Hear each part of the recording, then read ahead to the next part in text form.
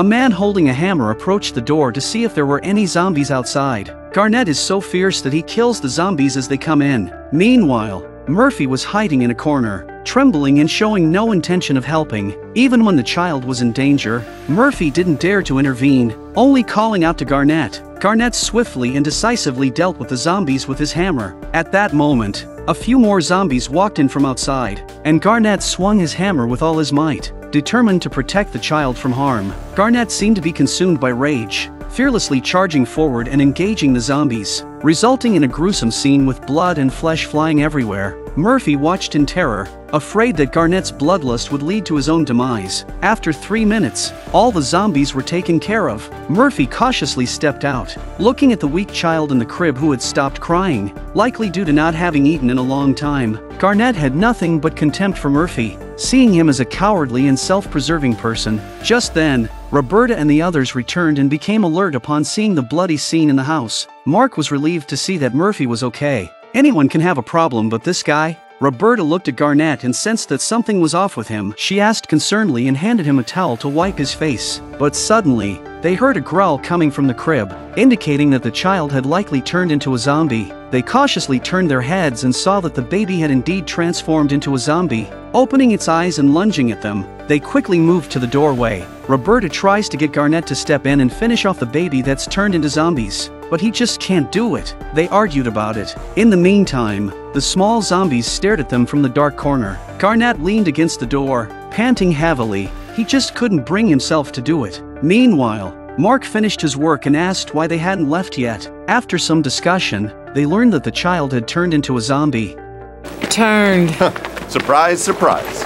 The comments spurred Garnett on, and as soon as he did, he ripped Murphy over and pressed him hard against the door. Mark immediately pointed his gun at Garnett's head, believing that Murphy was more important than anyone else in his eyes. Garnett had no choice but to release his grip, but Roberta asked if they were just going to leave like that and what they would do with the child. Doc and Murphy, on the other hand, lacked sympathy, seeing zombies as just zombies. Mac and Addie, who were behind, agreed that they should at least give the child a proper farewell. Garnett took out his gun, deciding to take matters into his own hands and go inside. Mark stopped Garnett, sensing that his emotional state was unstable, and suggested he stay outside while he quickly resolved the situation. Once inside the house, Mark became highly alert. He could hear the little zombie growling, but couldn't see where it was. Following the sound, he arrived at the ruins of a room where he sensed movement and immediately pulled the trigger. Unfortunately, the small zombies managed to escape. Finally, Mark locked onto the area under the car, confident that the zombies couldn't escape this time. He slowly crouched down, preparing to shoot as soon as he saw the zombies. The unexpected happened. Mark didn't react in time and was tackled down by the hidden zombies. The tragedy had occurred. Mark, who was full of life in the morning, had now become food for the zombies. Taking advantage of the opportunity, the small zombies pounced on him as well. The others outside heard the noise and rushed in, witnessing a bloody scene. Mark couldn't even speak anymore. They raised their guns and fired at the corpse, giving Mark a final dignity. Afterward, Murphy began to make insensitive remarks again, saying that if they hadn't gone to deal with the small zombies, this wouldn't have happened. Roberta stopped them from arguing because the priority now was to plan for the future. Murphy spoke up again, suggesting that they forget about California and the vaccine. He didn't want to be a guinea pig from the start. He believed that they wouldn't have to endure Mark's bossy behavior anymore since he was dead. However, the others didn't share his view. They believed that even though Mark had died, if the vaccine research was genuine, it could potentially restore the world to its previous state. While they were arguing, it seemed like a radio transmission came through. Addie came into the house and saw the bloody walkie-talkie and picked it up. The walkie-talkie had been continuously calling for Delta X Squad. Addie took it outside and answered the call in front of everyone. Citizen Z sounded somewhat sad but immediately mentioned that he wanted to talk to their leader. Everyone's attention turned to Garnett, as they believed he had leadership qualities. Garnett didn't refuse and took the walkie-talkie. Citizen Z started talking about the mission to transport Murphy and emphasized that Garnett had to take over the Bite Mark plan, which involved reaching California. As the conversation progressed, the signal on both ends became unstable and eventually disconnected. They all looked at each other, unsure about what to do next. After thinking it through, Garnett decided to send Murphy to California. Despite no longer being a soldier, it was a chance to potentially save the world. They set off on their journey. Not long after they left, Doc spotted the sniper who had saved him earlier. To his surprise, it was a handsome young man. Doc thanked him and suggested that if he was alone, he should join their group. Thus, the main cast gained another member, named 10K, who had set a goal to kill 10,000 zombies. Now, let's talk about who that commander is. The United States Security Agency had established a command center in the Arctic, equipped with advanced satellite technology that could monitor the entire United States. Previously, an operator named Citizen Z had given instructions to Mark to deliver Dr. Merch to California. At that moment, the commander ordered all personnel in the command center to evacuate the Arctic in 2 minutes. However, Citizen Z lingered a bit longer to provide directions to Mark. When Citizen Z ran out to join the others, the plane had already left the Arctic, leaving him behind. Citizen Z watched as the plane flew higher and higher, disappearing into the clouds, feeling a sense of melancholy. But the next second, Citizen Z didn't make it to the plane, so he survived, and there were all kinds of survival supplies in the command post. However, the situation became awkward afterward. He lost contact with the higher-ups, and he didn't know if they had encountered any unfortunate events. The only person Citizen Z could still contact was Mark. But just now, Citizen Z learned that Mark had died, and after finally getting Garnett to take over the mission, the contact was lost again. Life was truly a series of unfortunate events for Citizen Z. The woman went crazy and drove the car into the zombies blocking the road ahead. Garnett, who was next to her, tried to persuade her to slow down, but Roberta was extremely excited. They were the X-team escorting Murphy to California. However, as they continued walking, the truck in front of them stopped because it ran out of gas. Doc's pickup truck started emitting white smoke, as if the tires had burst. He took out some tools to repair it, but Mac warned them to be cautious as there were strangers approaching in the distance. In the apocalypse, encountering such situations required vigilance, as sometimes humans could be more terrifying than zombies. They all placed their hands on their weapons, remaining on guard. Only Cassandra, the newly joined member, quietly hid behind the vehicle. Seemingly not wanting to be seen by the newcomers, they began to speed off into the distance, not sure if it was because of Roberta's threat. After they left, Roberta and Doc continued repairing the front wheel.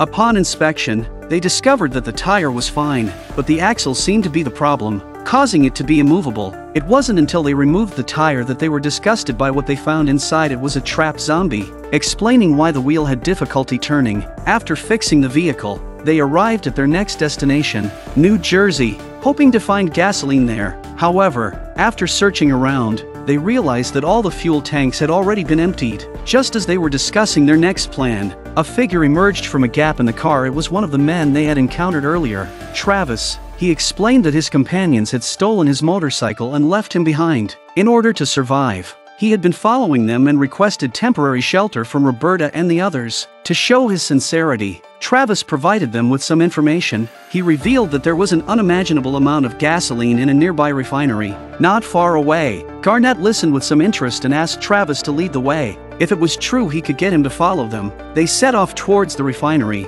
Meanwhile, in the Northern Arctic Command Center, Citizen Z detected that the California laboratory was under siege by zombies and nearly overrun. A researcher managed to contact Citizen Z and informed him that the facility was surrounded by a group of 4th-level infected individuals, and the defense had been breached. To make matters worse, there were high-voltage electrical wires on the perimeter fence, preventing the surviving individuals from leaving. Citizen Z assured them to hold on, as he had the technical capability to remotely disable the power grid. However, before Citizen Z could complete the operation, the zombies had already stormed into the room. The researcher couldn't wait any longer and ran out when the zombies weren't looking. Unfortunately, their communication was completely cut off. No one at the California lab was responding, and Citizen Z was frantic. Murphy hadn't even been delivered yet, and the lab had fallen. To add to the frustration, Citizen Z couldn't contact Roberta and her group either. Meanwhile, Roberta and her team had arrived at the refinery.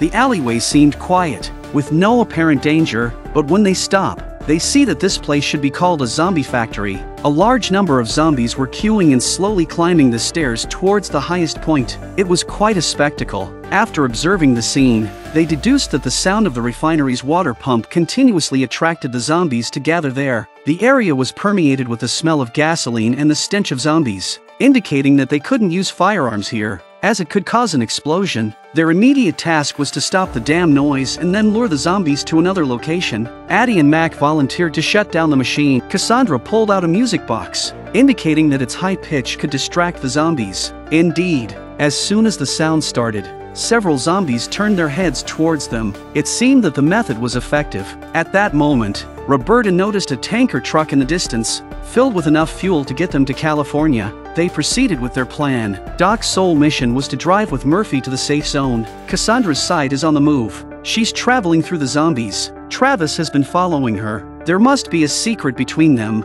Addie and Mac made their way to the elevated platform, fortunate that these were just low-level zombies, appearing rather sluggish due to the sound from above. After a 10-minute rampage, they reached the top floor. The machines there were indeed operational, occasionally spewing fire, which explained why they attracted so many zombies. Mac examined the machine and found that the brake button was broken. The continuous fire eruptions were due to excessively high pressure in the pipelines, the exact cause of which was unknown. They had no choice but to find something to jam it, but there was nothing around. Just then, Mac looked towards Addie's baseball bat, but Addie immediately refused. There was no other choice for Mac but to use the shovel in his hand. He took a deep breath and waited for the right moment. As expected, the machine didn't make any more noise. The advancing zombies also stopped in their tracks. Looking around in confusion, Cassandra quickly pulled out a music box from another direction. Roberta and Garnett below smiled. Their plan had succeeded. However, they had overlooked one problem. Where did the zombies that had climbed to the highest level go before they arrived? At that moment, a zombie happened to approach Addie from behind.